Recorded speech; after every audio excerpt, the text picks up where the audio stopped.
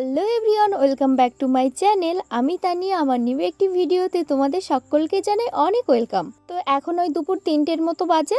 তো এখন থেকে আমি আমার ভিডিওটি শুরু করছি। তো সকাল থেকে উঠেই না ভিডিওটা শুরু করা হয়নি, ওই এখন দুপুরবেলা থেকেই আমি ভিডিওটা শুরু করছি। তো আমরাও ঘুমিয়েছিলাম আর পুষিও ঘুমিয়েছিল।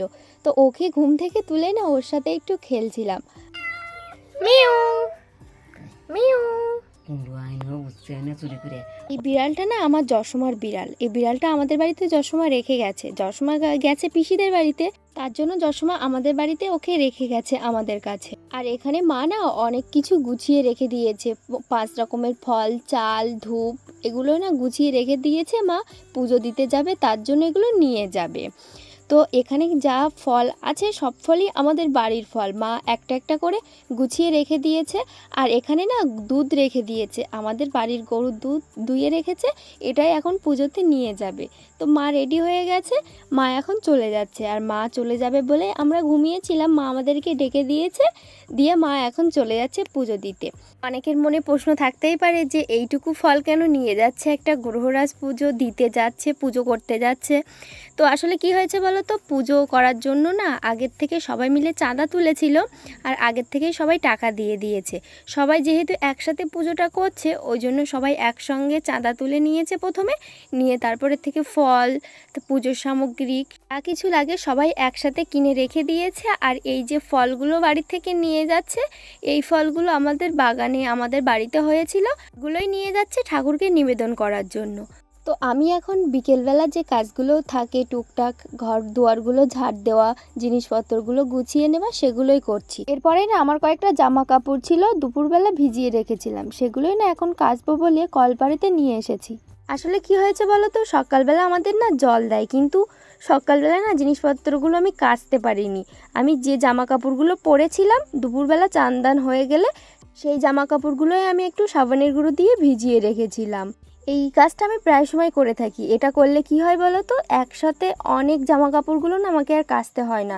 আর অনেক জামা কাপড় কাচতে তো খুবই কষ্ট হয়, আমি একসাথে অত জিনিসপত্র তো কাচতে পারি না, ওই জন্য একটু একটু করে কেচে নিই। এইভাবে করলে খুব একটা আর কষ্ট হয় না, ওই জন্য দুপুরবেলা যে জামা কাপড়গুলো ভিজিয়ে রেখেছিলাম সেগুলি না এখন কেচে ধুয়ে নিচ্ছি। তো আমাদের বাড়ির পাশের কয়েকজন বলে না যে কলের জলে কাচলে না জিনিসপত্র নাকি ভালোভাবে ওর যে গ্যাজাটা না সেটা বের হয় না, কিন্তু আমার না কলের জলে না কাচলে একদম মনে হয় যে পরিষ্কারই হয়নি। পুকুরের জল ভর্তি, তাও একদম পুকুরের জলে কাচতে ইচ্ছে হয় না। পুকুরের জলে না কেমন একটা ঘোলাটে ঘোলাটে থাকে, আর এই বর্ষাকালের দিন এই ধোয়ানি পড়ে পড়ে তো একদম কেমন একটা হয়ে যায় জল, ওই জন্য আমার পুকুরের জলে না একদম কাচতে ভালো লাগে না। যাই হোক, আমার কাচাকুচি তো হয়ে গেছে, এখন এসেছি মেলে দেব বলে। রোদ তো নেই, ওই জলটা ঝরে যাবে। আর এই কয়েকদিন ধরে না একদমই রোদ উঠছে না, তাও আজকে বিকেলবেলার দিকে দেখো একটু একটু রোদ উঠেছে, চারিদিকটা তাও আকাশটা মেঘলাই আছে। আর এখন না জোরে জোরে হাওয়া দিচ্ছে, কি জানি কখন হয়তো আবার বৃষ্টি চলে আসতে পারে। Everyone, welcome back to my channel. আশা করি সবাই খুবই ভালো আছো, আর যে যেখান থেকে আমার এই ভিডিওটি দেখছো আশা করি সবাই খুব ভালো আছো এবং সুস্থ আছো। আমিও খুবই ভালো আছি। তো প্রথমেই তো তোমাদেরকে আমি বললাম মা পুজো দিতে গেছে, আমাদের বাড়ির পাশে একটা মন্দির নতুন হয়েছে সেখানেই।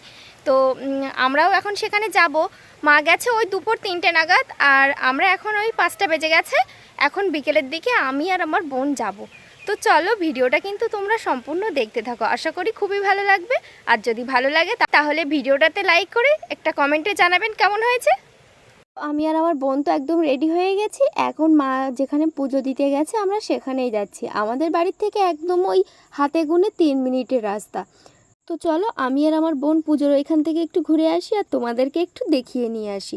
আমার না সবসময় রাস্তাতে আসা হয় না, আর অনেক দিন পরে আজকে রাস্তাতে এসেছি, তো মনে হচ্ছে কতদিন পরে যে রাস্তাতে এলাম। তো তোমাদেরকে বললাম না যে আমাদের বাড়ি থেকে একদমই কাছে, তো ওই দেখো দূরের তো দেখাই যাচ্ছে, ওইখানে না পুজোটা হচ্ছে। রাস্তার মাঝখানে একদম ছোট্ট করে মন্দিরটা বানানো হয়েছে, সেখানেই না পুজোটা করছে সবাই মিলে। আর মন্দিরটা না একদম ছোট্ট করেই বানানো হয়েছে, আস্তে আস্তে মন্দিরটা বড় করবে সবাই মিলে। তো এখন পাড়ার যত মা কাকিমা জেঠিমা ঠাম্মা ছিল সবাই না এখানে পুজো করতে এসেছে। আমরা কিন্তু এখন পুজোর কাছে একদম চলেই এসেছি। আর জানো তো এখানে না আজকে দুটো পুজো একসঙ্গে হবে, কালী পুজো হবে আর বড় ঠাকুরের পুজো হবে। কালী পুজোটা তো রাত্রেবেলা হবে 12টার পরে, আর এখন বড় ঠাকুরের পুজোটাই হচ্ছে। তো ঠাকুরমশাই ওখানে মন্দিরের ভিতরে পুজো করছেন আর সবাই এখানে বসে আছেন অঞ্জলি দেওয়ার জন্য।